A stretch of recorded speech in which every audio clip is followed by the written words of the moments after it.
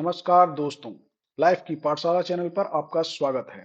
अगर आप इस चैनल पर नए हैं तो चैनल को सब्सक्राइब कर लें और बेल आइकन को प्रेस कर दें ताकि नेक्स्ट वीडियो का नोटिफिकेशन आपको समय पर मिलता रहे। दोस्तों, आज का टॉपिक है म्यूचुअल फंड।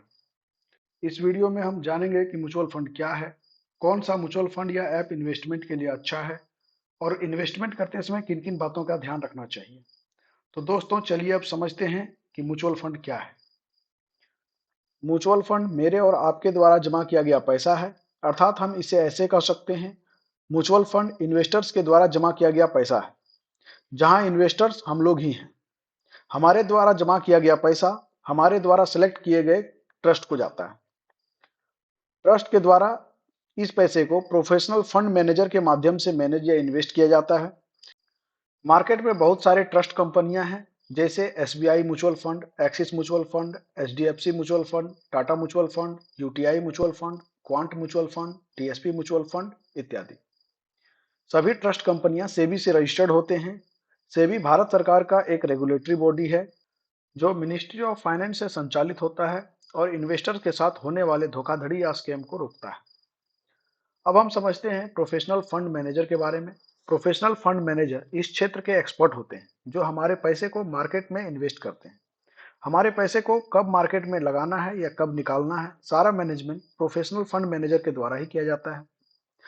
दोस्तों, म्यूचुअल फंड में इस तरह के बहुत सारे टर्म्स आते हैं जिसे म्यूचुअल फंड में इन्वेस्ट करने से पहले समझना जरूरी है। तो पहले हम सारे टर्म्स को समझते हैं, फिर म्यूचुअल फंड में इन्वेस्ट करते समय किन किन बातों का ध्यान रखना चाहिए इसे समझेंगे। फर्स्ट है इक्विटी। इसमें आपका पैसा अलग अलग कंपनी के शेयर या स्टॉक में इन्वेस्ट होता है। इसमें एवरेज 12 से 15% रिटर्न मिलता है। किसी किसी में 20 से 30% या उससे अधिक भी रिटर्न मिल जाता है, पर इसमें रिस्क भी सबसे अधिक होता है। इसमें रिस्क अधिक है तो रिटर्न भी सबसे अधिक है। दूसरा है डेब्ट। इसमें आपका पैसा गवर्नमेंट या कॉरपोरेट बॉन्ड या सिक्योरिटी में इन्वेस्ट होता है।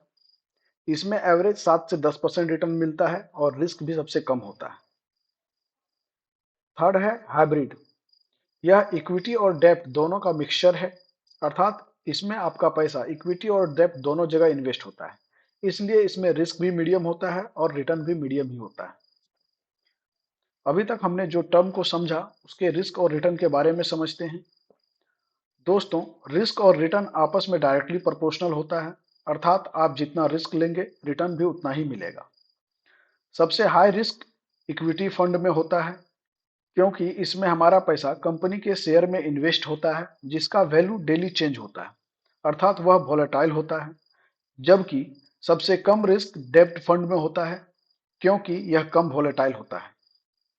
हाइब्रिड फंड में मीडियम रिस्क होता है, क्योंकि इसमें हमारा पैसा इक्विटी और डेब्ट दोनों जगह इन्वेस्ट होता है, जिसके कारण रिस्क एवरेज हो जाता है। इक्विटी में भले ही सबसे ज्यादा रिस्क हो, पर रिटर्न भी सबसे ज्यादा है, इसलिए ज्यादातर लोग इसमें ही इन्वेस्ट करते हैं। इसलिए आगे हम इक्विटी के बारे में ही समझेंगे। इक्विटी में हमारा पैसा कंपनी के शेयर या स्टॉक में इन्वेस्ट होता है। तो कंपनी के साइज के अनुसार कुछ फंड का नाम रखा गया है, हम उसे समझते हैं। फर्स्ट है स्मॉल कैप फंड। इसमें आपका पैसा शेयर मार्केट के वैसे छोटी छोटी कंपनियों में निवेश किया जाता है जिसके भविष्य में बड़ी कंपनी बनने की संभावना होती है, जिससे रिटर्न भी अच्छा मिलने की संभावना होता है। सेकेंड है मिड कैप फंड। इसमें आपका पैसा शेयर मार्केट के वैसे कंपनियों में निवेश किया जाता है जो ना तो छोटी कंपनी की श्रेणी में आते हैं और ना ही बड़ी कंपनी है, इसलिए इसके भी भविष्य में बड़ी कंपनी बनने की संभावना होती है और रिटर्न भी अच्छा मिलने का संभावना होता है। थर्ड है लार्ज कैप फंड। इसे हम ब्लू चिप फंड के नाम से भी जानते हैं। इसमें आपका पैसा शेयर मार्केट के बड़े बड़े कंपनियों में निवेश किया जाता है जिसमें एक समान विकास की संभावना ज्यादा होती है, जिसके कारण रिस्क भी कम हो जाता है और रिटर्न भी अच्छा मिलने का संभावना होता है। फोर्थ है फ्लेक्सी कैप फंड। इसे हम मल्टी कैप फंड के नाम से भी जानते हैं। इसमें आपका पैसा शेयर मार्केट के छोटी बड़ी सभी प्रकार के कंपनियों में निवेश किया जाता है, जिससे रिस्क और रिटर्न दोनों एवरेज हो जाता है और रिटर्न भी अच्छा मिलता है। आपने यहाँ कंपनी के आकार के अनुसार अलग अलग प्रकार के फंड को देखा। अब इसके रिस्क और रिटर्न के बारे में समझते हैं। सबसे high risk small cap fund में होता है, क्योंकि इसमें आपका पैसा छोटे छोटे कंपनियों में लगाया जाता है जिसके शेयर वैल्यू बहुत वोलेटाइल होते हैं। अर्थात इसके शेयर वैल्यू जितनी जल्दी ऊपर जाता है उतनी ही जल्दी नीचे आने की संभावना होती है। वहीं सबसे कम रिस्क लार्ज कैप फंड में होता है, क्योंकि इसमें आपका पैसा बड़े बड़े कंपनियों में लगाया जाता है जिसके शेयर वैल्यू बहुत कम वोलेटाइल होते हैं। मीडियम रिस्क में देखा जाए तो मिड कैप फंड और फ्लेक्सी कैप फंड आता है, क्योंकि मिड कैप फंड में ना तो छोटी कंपनी आती है और ना ही बड़ी कंपनी, तो रिस्क और रिटर्न भी उसी के अनुसार एवरेज हो जाता है। जबकि फ्लेक्सी कैप फंड में छोटी बड़ी सभी प्रकार की कंपनी आती है, तो छोटी बड़ी सभी प्रकार की कंपनी होने के कारण इसमें रिस्क और रिटर्न भी एवरेज हो जाता है। दोस्तों, आपने रिस्क और रिटर्न को समझ लिया। अब अगर आप ये जानना चाहते हैं कि म्यूचुअल फंड में इन्वेस्टमेंट करके करोड़पति कैसे बन सकते हैं, तो इस पर भी हमने एक वीडियो बनाया है जिसका लिंक आई बटन और डिस्क्रिप्शन में दे दिए हैं। आप उसे वहां से देख सकते हैं। दोस्तों, अब हम जानते हैं कि म्यूचुअल फंड में इन्वेस्टमेंट कहां से कर सकते हैं। तो इसके लिए आपके पास दो ऑप्शन है। फर्स्ट है इंश्योरेंस कंपनी। अगर आप इंश्योरेंस कंपनी से लेते हैं तो आपको इसके साथ लाइफ इंश्योरेंस मिल जाता है। दूसरा है ब्रोकर। इसमें आपको ब्रोकर के साथ अकाउंट बनाना होगा, जैसे Paytm, Zerodha, grow, camps, etc. अगर आप खुद से अकाउंट बनाकर इन्वेस्ट करना चाहते हैं तो हमने डिस्क्रिप्शन में जीरोधा का लिंक दे दिया है, वहां से जीरोधा में अकाउंट बनाकर इन्वेस्टमेंट शुरू कर सकते हैं। पर खुद से इन्वेस्टमेंट करने के लिए आपको कुछ और टर्म को समझना होगा, तो चलिए उसको समझते हैं। फर्स्ट है ग्रोथ और आईडीसीडब्ल्यू इंट्रीम। दोस्तों, आपका पैसा किसी ना किसी कंपनी के शेयर में लगा होता है और वो कंपनी प्रत्येक 3 महीने में अपने बिजनेस से होने वाले प्रॉफिट और लॉस को कैलकुलेट करती है। जब कंपनी को प्रॉफिट होता है तो कंपनी अपने प्रॉफिट का कुछ भाग अपने शेयर होल्डर्स को देती है, अर्थात जिसने भी उसका शेयर को खरीदा है उसे देती है, जिसे डिविडेंड कहते हैं। तो ग्रोथ फंड और आईडीसीडब्ल्यू फंड में बेसिकली अंतर यह है कि ग्रोथ फंड में कंपनी की तरफ से मिलने वाला डिविडेंड को फंड में ही ऐड कर दिया जाता है, जबकि आईडीसीडब्ल्यू इंट्रीम फंड में डिविडेंड को फंड में ऐड ना करके आपको दे दिया जाता है, जिससे फंड का विकास थोड़ा कम होता है।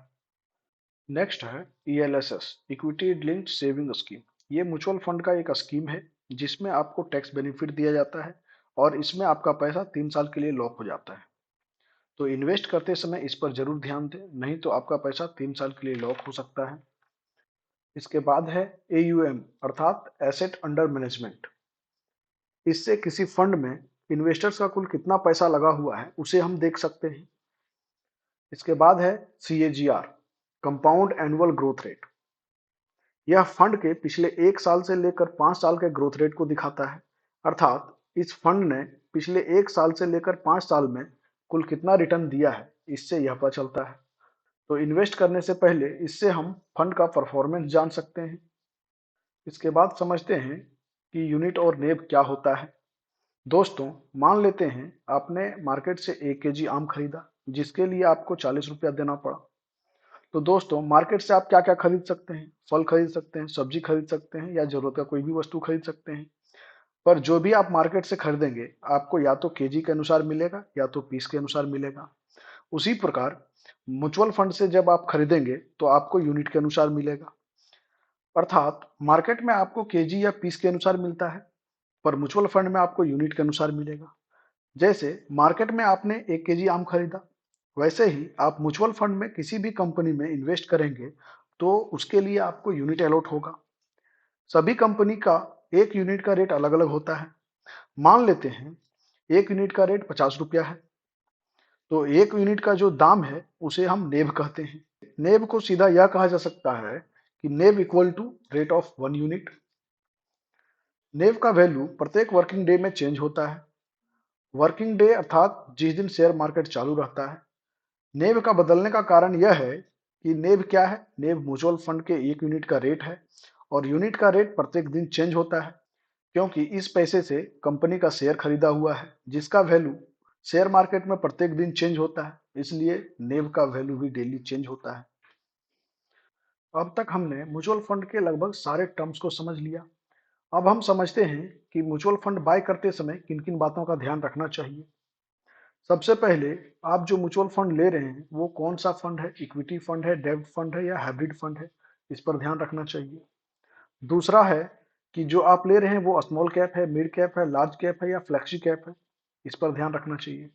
तीसरा है कि वह ग्रोथ फंड है या आईडीसीडब्ल्यू इंट्रीम फंड है। चौथा, कहीं आप जो ले रहे हैं वो ईएलएसएस फंड तो नहीं है। अगर ईएलएसएस होगा तो आपका पैसा 3 साल के लिए लॉक हो जाएगा। इसके अलावे आप सीएजीआर रिपोर्ट और एयूएम को भी देख सकते हैं। अब इसे हम एक एग्जाम्पल से देख लेते हैं। इसे हमने रैंडमली चूज किया है तो ये सिर्फ समझने के लिए है। आप फर्स्ट दोनों में देख सकते हैं कि दोनों इक्विटी फंड है और इक्विटी में ये मिड कैप फंड है। इसके बाद आप दोनों में अंतर भी देख सकते हैं, एक ग्रोथ फंड है और दूसरा आईडीसीडब्ल्यू इंट्रीम फंड है। इसका मतलब तो आप समझ गए होंगे। इसमें आप एयूएम भी देख सकते हैं। सीएजीआर देखने के लिए आपको फंड को ओपन करना होगा।